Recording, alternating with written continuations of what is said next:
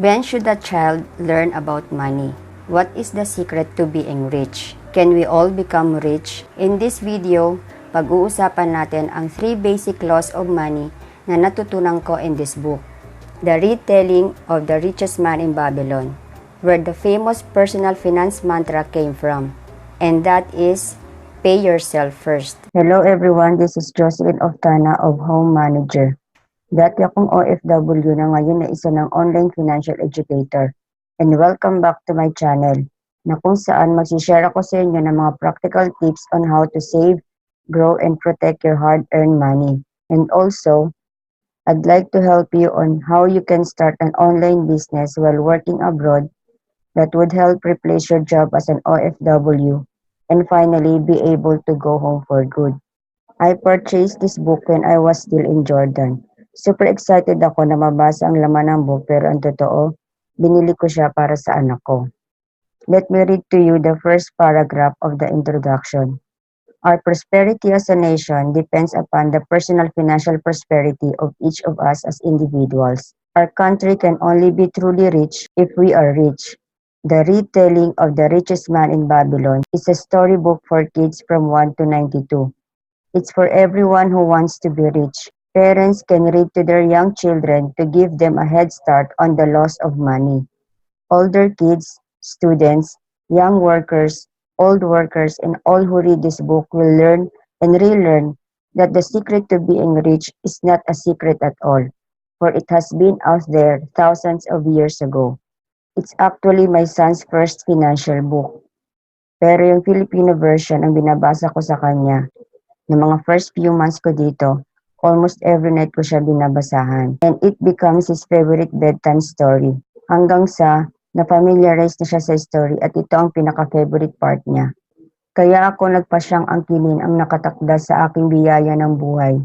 Hindi ako magiging dukhang nasa gilid na nanonood lamang ng ibang tao. Then he would say, magiging mayaman ako. There are widely accepted developmental stages in a child's life, like introducing an infant to solid food at 6 months, or at least, ang bata ay naglalakad na before the age of 1. And there's a certain age when a child should start school.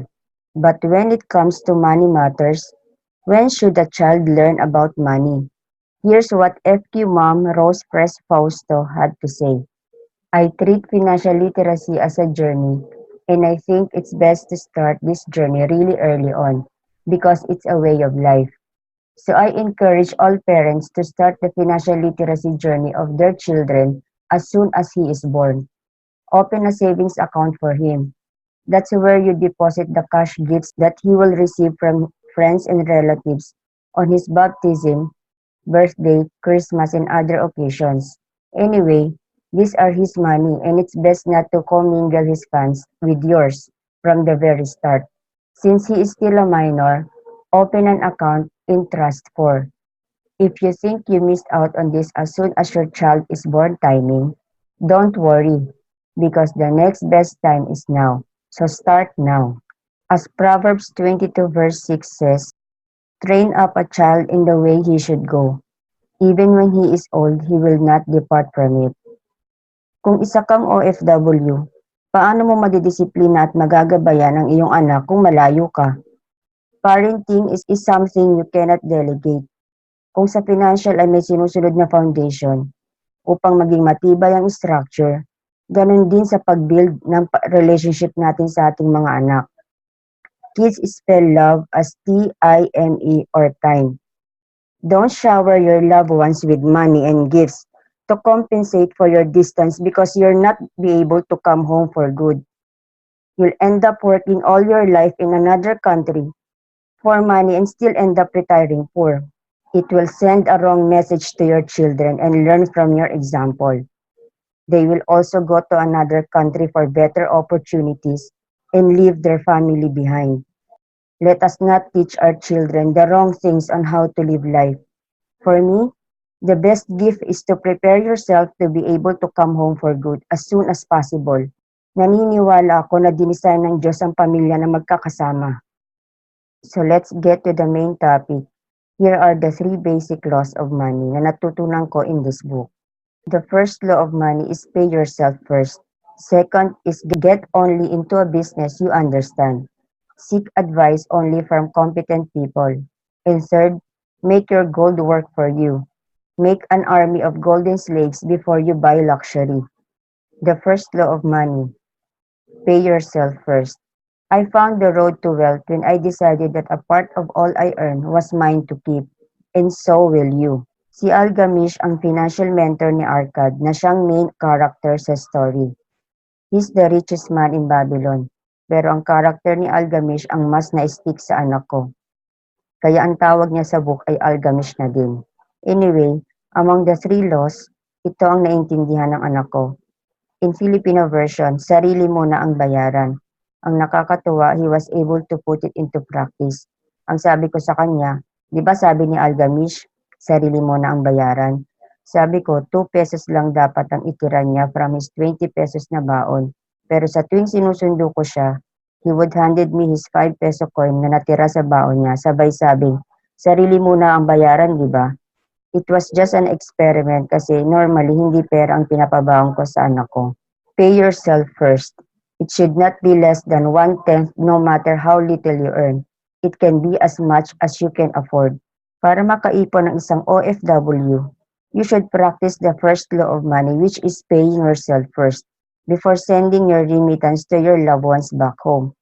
Sayang ang sakripisyong malayo sa pamilya kung puro resibo lang ang naiipon. The second law of money. Get only into a business you understand. Seek advice only from competent people. Remember, advice is given away freely, but watch that you take only what is worth having. He who takes advice about saving from one who is inexperienced in such matters shall pay a big price. Karamihan sa mga OFW kaya nai-scam dahil nakafocus lang sa kikitain ng pera nila. Kahit sa totoo lang, hindi naman nila naiintindihan ang pinapasok nilang investment o negosyo. Just like the recent Kappa scam na 30% ROI every month. Kapag sobrang taas ang pangakong kita, maliwanag pa sa sikat ng araw na ito ay scam. Watch out also for those who promise you big and quick earnings, for if it seems too good to be true, it is too good to be true. The third law of money, make your gold work for you. Make an army of golden slaves before you buy luxury. Only buy luxury if your army of slaves is more than enough to buy you tens or hundreds of it. This way, you and your family will enjoy a lot of rich banquets flowing with honey, fine wine, and spice cake. Wear the best tunics and enjoy the other fine things in life without fear of using up all your golden slaves. Alam natin ang concept of saving, pero nagsisave ang karamihan sa atin to spend. Pero ang mga mayayaman, they save to invest, and they reinvest their earnings from their investments. To answer the question, can we all become rich? Arcad's advice is to take the wisdom of Algamish and say to yourself, a part of all I earn is mine to keep. I pay myself first. Say it in the morning when you wake up. Say it at noon. Say it at night. Say it every hour of each day. Say it to yourself until the words stand out like letters of fire across the sky. Let's have a recap of the 3 basic laws of money. The first law of money is pay yourself first. Second, get only into a business you understand. Seek advice only from competent people. And third, make your gold work for you. Make an army of golden slaves before you buy luxury. After learning these 3 basic laws of money, mukhang napakasimpleng maging mayaman, hindi ba? Pero sabi nga, common sense isn't a common practice. Walang ipinanganak na marunong nang mag-handle ng finances nila. We have to master the skill of saving money because it unlocks other avenues like investing, business, and even charity. As a parent, you have to educate yourself financially para may maituro ka sa anak mo. Because values are better caught than taught. Your kids don't do what you say, they do what you do. In building your wealth, financial education is the foundation. This book is dedicated to every person who wants to take charge of his or her future. To download your free copy, click the link below. Kung OFW ka, it's not an accident that you are watching this video. It might be an answered prayer for you to improve your financial situation. Kung nakatulong sa iyo ang video ko, don't forget to subscribe kung bago ka pa lang sa channel ko. Press the notification bell para lagi kang updated sa mga susunod ko pang mga videos. If you love teaching and you are coachable and you are open to learn new things, pwede kang maging online financial educator kagaya ko. Just email me at jocelyn.oftana@gmail.com with the subject line, Online Financial Educator. On my next video, I'm excited to share with you what I have learned from my first financial book, The Abundance Formula by Bo Sanchez. Always remember, grow as a person, but give with self-respect because a good person like you deserve to prosper. See you on my next video and thanks for watching.